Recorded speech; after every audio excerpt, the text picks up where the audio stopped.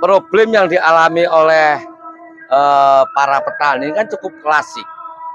Selalu begitu-begitu saja ya. Contoh nih, contoh ketika musim tanam mereka kesulitan masalah pupuk, bibit, ya kan, masalah bibit, obat-obatan, kemudian obat-obatan dan lain sebagainya. Ya. Nah, dengan biaya yang begitu mahal untuk dikeluarkan untuk membiayai penanaman tersebut, namun ketika panen,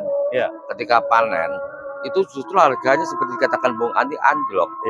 Sebenarnya apa sih yang harus dilakukan oleh dinas terkait agar para petani ini mendapatkan hal yang layak, terus tidak sulit masalah pupuk. Sementara pupuk tadi antara pupuk subsidi dengan pupuk biasa beda jauh masalah kualitas. Apa yang sebaiknya dilakukan oleh dinas pertanian dalam hal ini? Nilai tawar petani itu kan pendek, Bung Dani. Artinya hasil daripada pertanian itu kan jangka waktunya pendek. Ibaratnya Bung Dani punya aset gitu kan. Kalau Bung Dani masih punya kesejahteraan, aset yang diharapkan untuk dijual, itu Bung Dani dapat menentukan bahwa harapan daripada harga itu akan menjadi harapan yang realistis. Tetapi ketika padi itu dijual dengan tempo yang sangat singkat, kemudian dia harus bertanam kembali, dia untuk bergening posisinya sangat lemah. Nah, pemerintah harusnya memberikan suatu standing buyer, Bung Dani. Standing buyer itu ketika di awal pertama kali menanam, standing buyer itu sudah ada ikatan kontrak.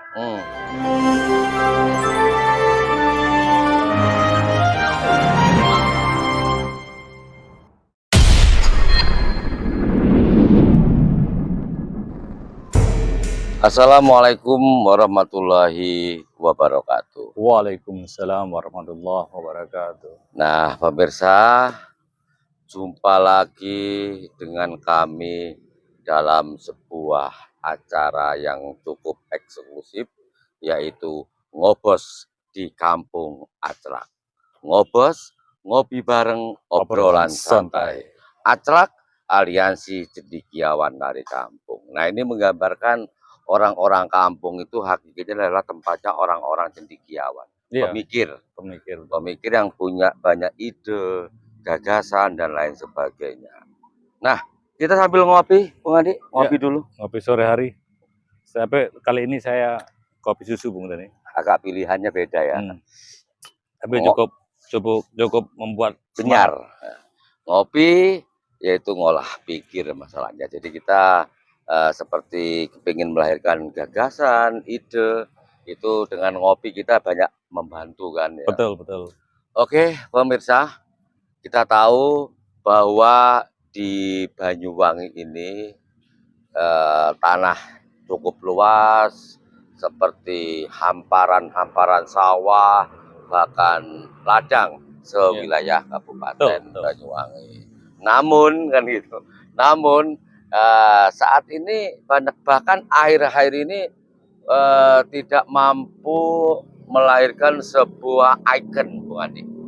Kalau dulu kita masih ingat, masih kecil ya, terkenal sebagai kota padi dulu ya, Banyuwangi itu, karena penghasilan hasil dari pertanian yang cukup melimpah dengan beragam. Bahkan informasinya dulu katanya Banyuwangi ini udah mampu menghidupi sebuah negara. Menyokong sebuah negara ketika mereka kekurangan untuk pangan ya. Jadi ekspor kita ya. Kalau setahu saya di beberapa literatur media sosial itu untuk negara Pakistan kalau nggak salah. Ya, untuk membantu ya. Itu cukup Banyuwangi ya. Cukup Banyuwangi. Hebat. Makanya terkenal dulu sebagai kota padi ya. Betul. Nah, pertanyaannya gini pemirsa, kenapa kok tiba-tiba ikon kota padi itu hilang begitu saja? Bahkan janji Wakil Bupati Haji Sugirah yang waktu Pilkada tahun 2019 yang pelaksanaannya kan 2020 ya. Itu ternyata yang akan katanya memajukan sentra-sentra pertanian sampai saat ini nggak ada. Fokus bidang pertanian padahal ya. Padahal janjinya. Nah, kebetulan di samping saya ini ada Bung Andi Purnama Kamela sebagai pengamat kebijakan pabrik. Nah, Bung Andi, Siap. narasi tadi udah jelas saya sampaikan. Kenapa sih Banyuwangi ini kehilangan sebuah momen, yaitu ikon kota padi, dan sampai sekarang kayaknya masalah pangan kayaknya untuk padi keadaan para petani ini memprihatinkan. Satu, pupuk langka, waktu panen ternyata nggak imbang, harganya tiba-tiba anjlok, dan lain sebagainya Menurut pengamatan Bung Andi, apa sih yang menyebabkan itu? Iya, penurunan produktivitas dari suatu daerah yang memiliki potensi terhadap kewilayahan, apalagi itu wilayahnya berupa lahan sawah ya, juga lahan darat, itu tidak termanage atau terkelola secara terintegrasi secara baik, sehingga menjadi harapan bagi para petani kita yang sebagian besar wilayah Banyuwangi ini. Padahal lahan agraris kita di Banyuwangi itu cukup besar, Bung Dani. Luas ya? Luas sekali. Untuk lahan sawah itu kurang lebih sudah mencapai katakan 60.000 hektar. Itu sawah. Untuk daratnya juga hampir 80.000 hektar, Bung Dani. Artinya dengan hamparan yang begitu luas, tetapi belum menjadi harapan-harapan para petani kita, Bung Dani. Karena mungkin tingkat kehadiran daripada pemerintah dalam hal ini untuk melindungi dari kesejahteraan dan kemakmuran itu belum bisa diciptakan. Harapan-harapan para petani itu dari dulu sampai sekarang bukannya meningkat, malah tergerus. Lahan-lahan pertanian itu menjadi dikit demi sedikit berkurang dan beralih kepada pemodal-pemodal terkikis. Akhirnya petani-petani yang menanam itu harapannya hanya cukup untuk pengembalian modal hutang aja. Artinya tidak ada harapan yang muncul, harapan yang tercipta dengan dia memanen. Begitu harapan yang terjadi ketika dia memanen, dia tidak tahu kepastian itu, Bung Dani. Jadi ini yang harus diperhatikan.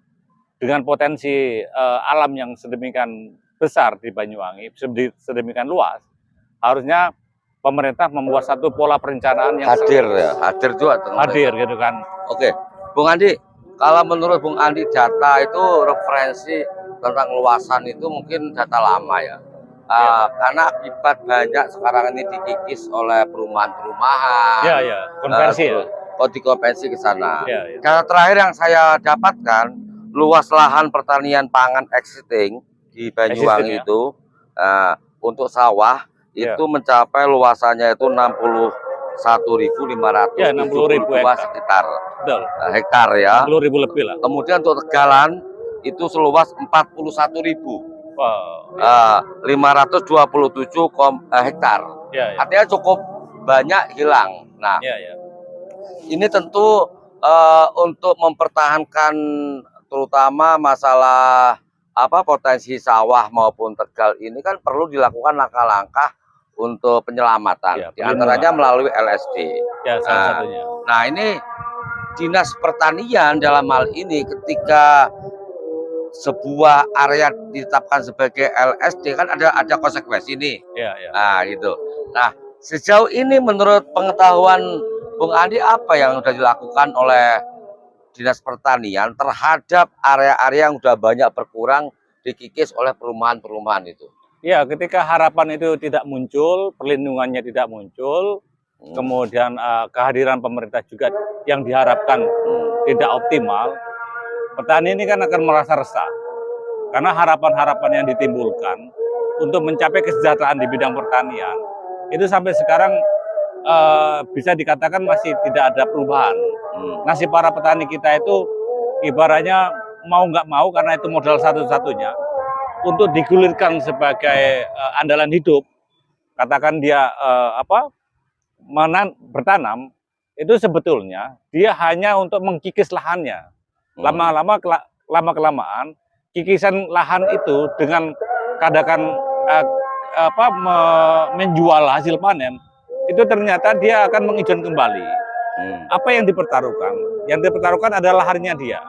Lama-kelamaan begitu dia stuck, tidak mampu untuk melunasi hutang, akhirnya dia menjual pada pihak-pihak pemilik modal. Dalam hal ini pemain-pemain mulai dari desa, kecamatan, sampai daerah Bung Dani.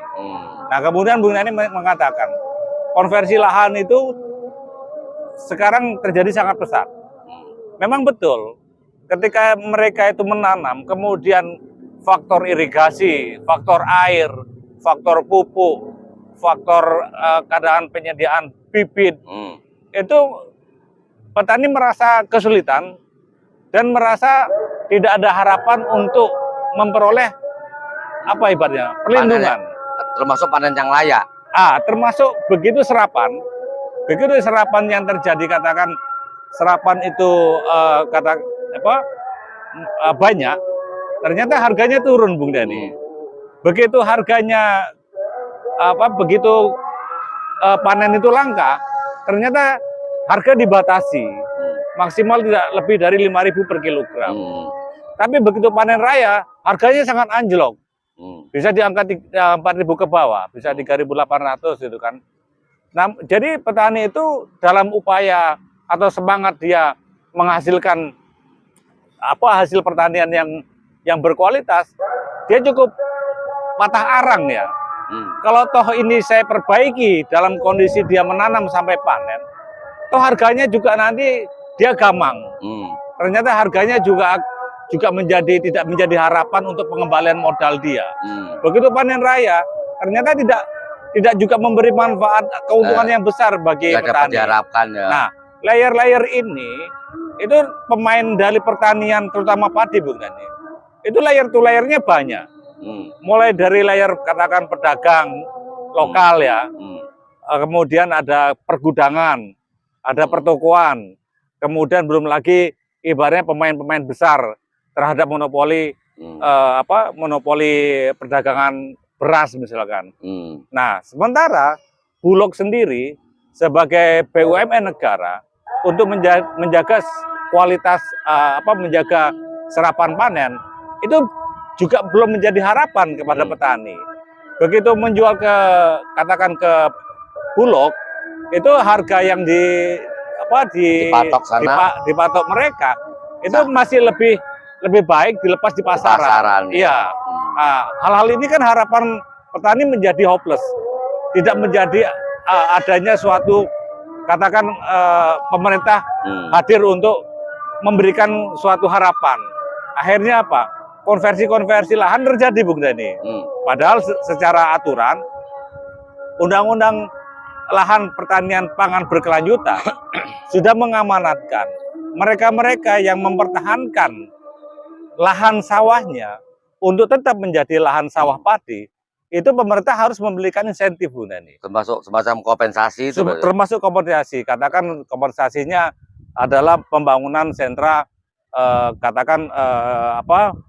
untuk lumbung misalkan, infrastruktur, pembebasan pajak misalkan, atau insentif pupuk misalkan. Sementara kita tahu pupuk subsidi dan subsidi untuk pupuk non subsidi saja, untuk pupuk subsidi saja, itu masyarakat petani ini juga masih dibilang merasa kesulitan.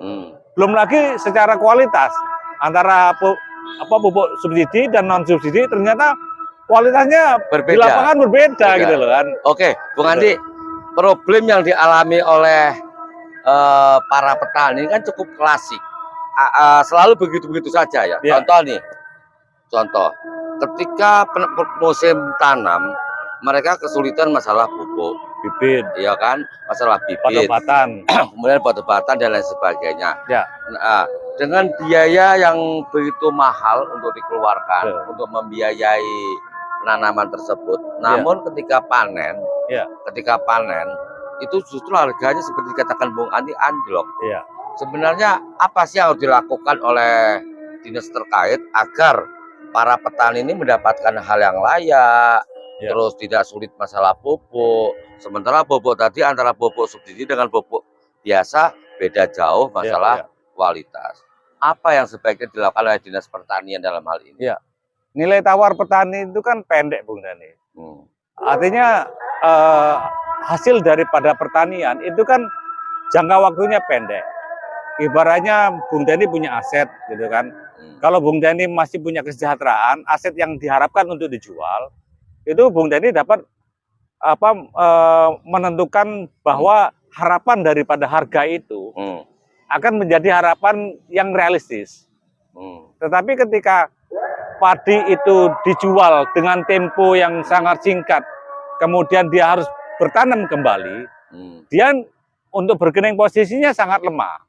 Nah, pemerintah harusnya memberikan suatu standing buyer, Bung Denny. Standing buyer itu ketika di awal pertama kali menanam, standing buyer itu sudah ada ikatan kontrak. Bisa jadi government to government, artinya bisa mengekspor atau secara regional, internasional, padi yang dihasilkan bisa untuk kebutuhan regional nasional atau dikeluarkan untuk ekspor.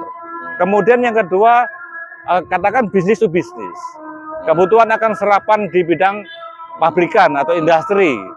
Nah, pemerintah harus hadir di situ, mencari standing buyer yang akhirnya harga serapan itu akan terakumulasi atau secara harga rata-rata itu antara harga pokok produksinya dengan harapan keuntungan itu bisa stabil, konsistensinya akan ada. Petani itu kan cukup menjadi petani yang baik, bukan petani harus mencari market sendiri. Petani itu tugas dalam mengelola lahan pertaniannya aja sudah berat, apalagi petani disuruh mencari buyer sendiri. Ya. Yang pastinya lebih tidak mungkin lagi ya. Iya, tidak mungkin lagi. Yang pastinya adalah pemain-pemain seperti Ijon atau monopoli desa di desa, monopoli katakan Selepan misalkan, yang menjadi kaki tangannya untuk katakan menyerap, itu bekerja semua. Jadi petani nggak punya pilihan gitu kan. Ya terpaksa akhirnya. Terpaksa. Belum lagi aspek-aspek yang lain, Bu Dani. Misalkan aspek irigasi. Kebutuhan air dalam satu wilayah desa ketika dioptimalisasi, ternyata sebagian daripada seluruh lahan sawah itu air yang untuk mengaliri itu hanya cukup untuk separuhnya saja dari lahan itu. Sedangkan separuhnya istilahnya dibiarkan pusu. Dalam arti pusu itu karena airnya tidak mencukupi, jadi bergantian. Nah, ketika kondisi ini tidak terjaga, konservasi juga tidak terjaga, angka debit air juga tidak teridentifikasi, akhirnya petani merasa resah, punya lahan tapi tidak bermanfaat. Ya. Nah, ketika mau dijual, akhirnya lahannya juga terkena LSD. Ketika dia mau menanam, dia tahu airnya tidak ada. Ya. Nah, hal-hal kendala ini tidak pernah terselesaikan sampai sekarang. Oke, Bung Andi, kalau kita cermati kondisi para petani saat ini kan, kalau Bung Andi menyebut patah arang ya, itu sekarang ini kondisinya justru hidup segan mati tak mau. Ya. Kalau kita flashback, oke lah, pemerintah daerah ini nggak terlalu berambisi untuk mengembalikan seperti dulu sebagai kota padi. Ya. Tapi kita mereferensi begini, dulu orang tua kita ini untuk memenuhi kebutuhannya, sekolahnya, anak-anak itu cukup dengan bertani dulu. Ya. Dulu. Nah, saya pernah membaca literatur begini. Zaman kerajaan dulu itu ada yang terkenal namanya beras melik. Ya. Itu untuk memenuhi kerajaan zamannya mulai Danurejo dan Danuningrat. Ya. Nah, apakah melik ini milik di daerah Parijatah Sorono atau di mana? Tapi itu saya pernah baca itu kalau kita kita browsing, beras melik itu muncul di mana-mana sekarang. Padahal dulu terkenal Punel, Harum, Empuk dan sebagainya. Nah, kemudian di Banyuwangi ini terkenal ada yang murni beras yang dikenal sebagai Genjah Arum, yang spesial harum, harganya luar biasa. Nah, kenapa pertanyaannya pemerintah daerah melalui dinas pertanian tidak menggairahkan hal-hal itu supaya Banyuwangi minimal untuk daya tahan pangannya cukup? Masyarakat nggak sulit lagi untuk bertani. Ya. Kalau betul Bung Andi gimana? Iya, permasalahan-permasalahan itu kan kita bagi 3 Bung Dani ya. Artinya pertama kita mengelokalisir permasalahan yang terjadi di on farm. Masalah tata kelola pangan yang ada di existing atau di lahan pertanian. Kemudian setelah itu kita menyelesaikan masalah off farm-nya. Artinya keberlanjutan setelah panen, gitu kan. Ada masalah on farm, ada masalah setelah panen, ada juga yang masalah ketiga adalah serapan dan distribusi. Nah, sebetulnya secara katakan rekayasa engineering sudah banyak dikenal padi-padi yang katakan sesuai dengan lokalnya, karakteristik tanahnya, itu menciptakan bibit-bibit yang sangat berkualitas. Tapi lama-kelamaan bibit ini begitu katakan ada satu kontrak tertentu, dia memaksakan satu padi yang sebetulnya tidak cocok untuk lahannya. Akhirnya bibit lokal yang tadinya sesuai dengan karakteristik itu menghilang, Bung. Dan andalan lah. Dan andalan. Padahal kalau itu ibaratnya pemerintah hadir melalui riset and development, satu daerah itu padinya sebetulnya mempunyai karakteristik yang berbeda, Bung. Karakteristik di satu desa dengan desa yang lain itu sebetulnya kalau dia mampu menciptakan satu brand sendiri, katakan beras dari Kenjo, beras Kampung Anyar, beras di daerah, katakan di daerah mana, daerah selatan misalkan ya, lokalistik lah ya. Lokalistik, mereka mempunyai brand-brand sendiri dan mempunyai karakter padi sendiri. Itu sebetulnya mampu mengangkat perekonomian. Namun sekarang pemain-pemain padi itu mereka sudah monopoli. Dulu beras itu bagus, tapi ketika di pasaran ternyata itu hanya nama. Ya kan, hanya nama yang dimanfaatkan. Padahal berasnya sudah akhirnya merusak citra komposisi. Akhirnya merusak citra daripada penghasil padi yang bagus.